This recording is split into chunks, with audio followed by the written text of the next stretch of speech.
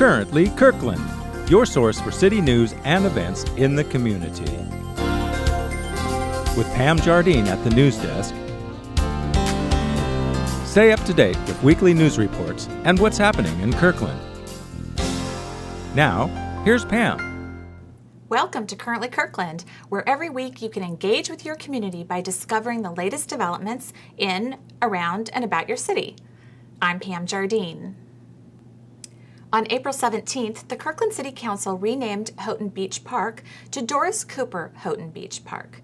And on July 21st, many of Doris Cooper's friends, family members, and the general public gathered at the park to mark the occasion. This is a whole community project, and the people that live here are really proud of this park. And you can see what you see here today, the fact that it had such a wonderful turnout.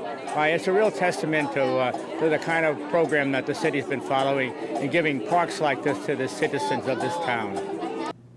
Before the 1960s, Houghton Beach was less of a park and more of an oil tank farm. The park itself was just 350 feet long, sandwiched between an oil tank farm and industrial property. But in the late 1960s, that began to change.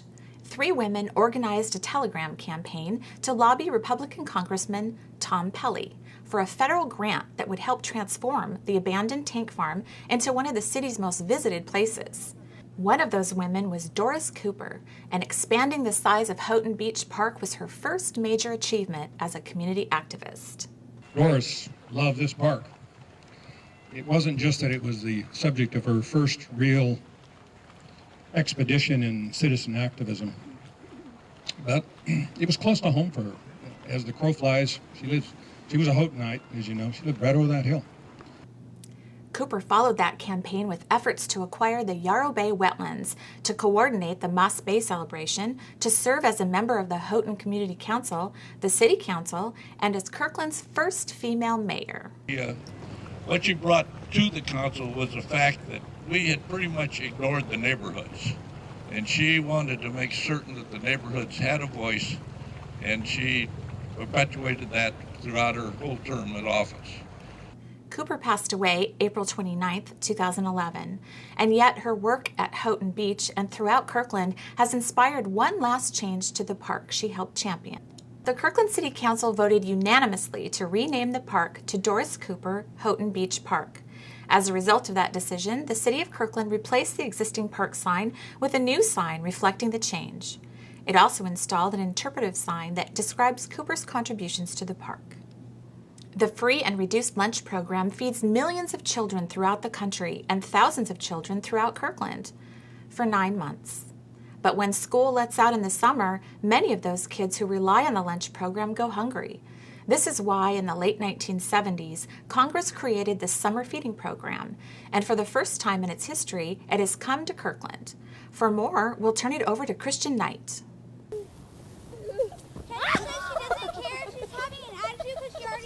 For most meals, Maria Morales' children eat one thing.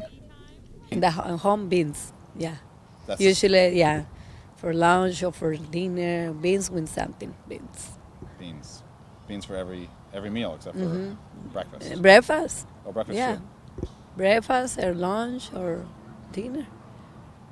But on Tuesdays this summer at Totem Lake's 132nd Square Park, they're eating something else. Milk, chocolate milk or milk, and some peaches and some broccoli. But he got peanut butter jelly sandwich and a Gatorade and applesauce and chocolate cookies. Yeah. For these kids, Tuesday's lunch is their most complete meal of the week. Oh, it's pretty good. It's very healthy. I really love it. Oh, everything they need in the mornings or the lunchtime. Oh, it has in the bags. It's really good. What is this? It's broccoli. Yum. But I don't want broccoli. It's all a part of the summer feeding program. The program has been feeding hungry kids throughout the nation since the 70s. But this is the first time any one of Kirkland's neighborhoods has participated. That's because participation requires qualification. And to qualify, a neighborhood must show that 50% of its population is in need. It can do this either through the number of school children who receive free or reduced lunch, or by the number of households living within 185% of the federal poverty level. For a family of 4, that would be less than $43,000 a year. This is brand new to Kirkland and Redmond, so it's kind of a learning curve for us and getting it advertised. But we've also realized that there is a need in Kirkland and Redmond areas. And the struggling economy has amplified that need. Because the need out there has risen ever since the recession hit. We've seen rates of people going to food banks jump way up, and child hunger increase as well. Despite the number of children in the neighborhood who could use a good lunch, turnout has been a little less intense than expected. Today, for example, they handed out 30 meals, and last week, the inaugural week of the program, they did a little better. They handed out 35 lunches. And that was the first day of the program, so we've been advertising it more. I sent an email out to all the area principals and PTSA presidents, and we're trying to get more advertising. So we feel that as the program goes, that we're going to keep more lunches out. And that would be a good thing, says Maria Morales.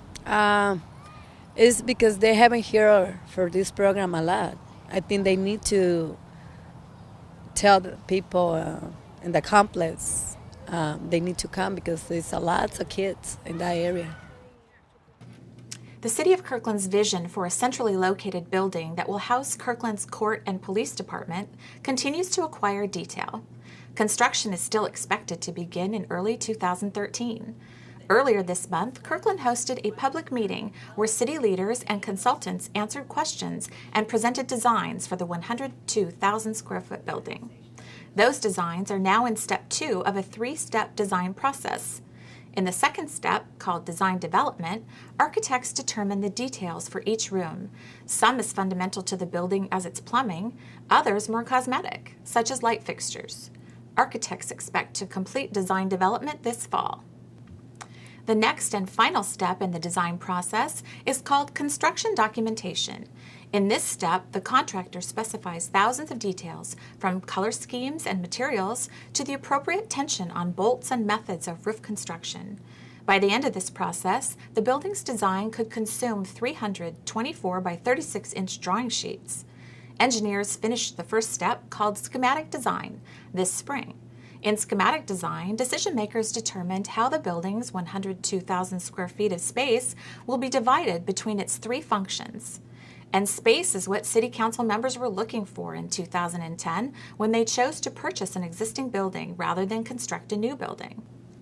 The building they chose housed Costco Home until July 2009. That same month, Kirkland My Home moved in and operated out of the building until this July. But in anticipation of the upcoming renovation, it has moved to the Totem Lake Mall. To follow the progress on the public safety building, visit kirklandwa.gov and type Public Safety Building in the search bar. And finally, we have a couple of upcoming events to let you know about.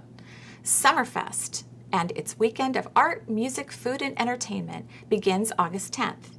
Throughout the weekend, the event will feature more than 20 bands playing on 4 different stages throughout Kirkland's waterfront. To learn more about the music, the kids' events, and a full festival schedule, visit www.explorekirkland.com. The Juanita neighborhood is getting together for a picnic August 18th at Juanita Beach. The festivities begin at 11 a.m. and continue until 2 p.m. For neighborhood picnic information, go to www.kirklandwa.gov/neighborhoods. Remember, you can access any episode of Currently Kirkland on demand on the city's website, on your mobile devices, and on YouTube. We'd also love to hear from you. If you have any news tips, suggestions, or comments, please send them to kirklandtv@kirklandwa.gov. Thanks for watching Currently Kirkland.